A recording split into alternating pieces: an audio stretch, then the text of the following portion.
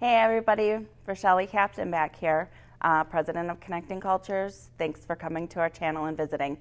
Today I wanted to talk to a little bit more on the provider side and talk to you healthcare, those of you who work in healthcare.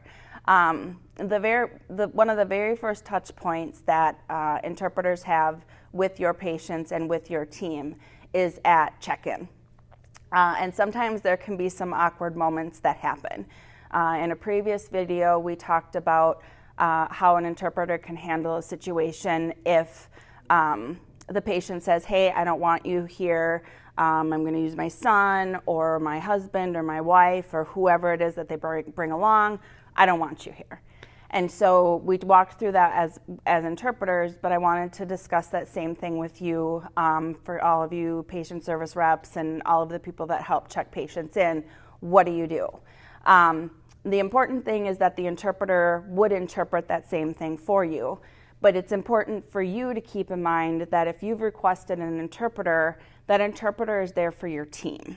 So while it seems like interpreters are there for patients, they're really there for your team. And so they have, hopefully they're professional, they have training, they have background, they have skill sets that somebody who's just bilingual, and it's not just bilingual, being bilingual is definitely an accomplishment, but it's more than being bilingual that makes you an interpreter. And so if you have an interpreter that's requested and the patient says, hey, I don't want them, you really need to think about how that's going to affect the actual encounter. So how is that going to affect the nurse? How is it going to affect the doctors?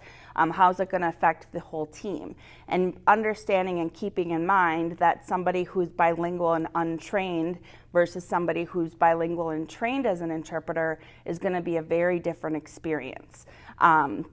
When you use family members or friends, they're really there as advocates. They don't necessarily know the vocabulary, and your doctors are going to end up kind of having to do their job in a very different way because it's going to get really choppy. It's going to be very not smooth. It's going to be rough. And so the interpreter is there for you.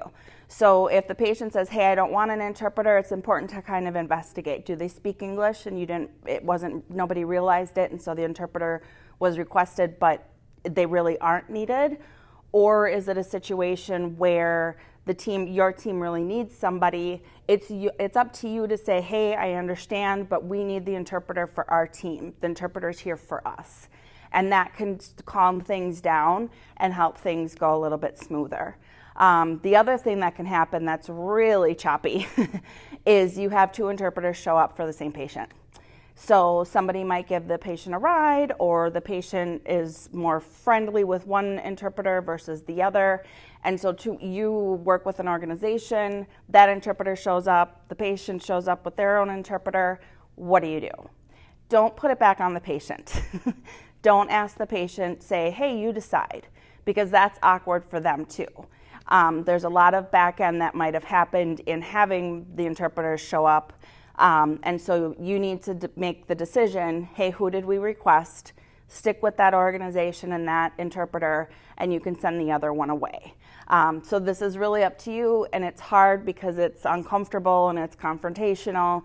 If you're not comfortable making that decision on your own, I would suggest going and finding your manager so that they can make the decision. But you never want to put that back on the patient, because the whole idea of having interpreters and having people walk through your doors is a positive patient experience. And so you want to make sure that you keep that going. So it's up to you.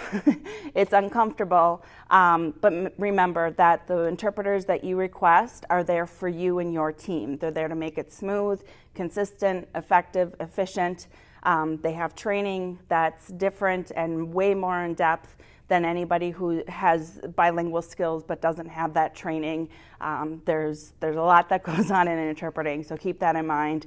If you have questions or concerns or you want to know more, please be sure to leave comments below. We'd love to keep the conversation going. If you want to hear more about what we're doing, be sure to subscribe. And thanks for watching. Have a great day.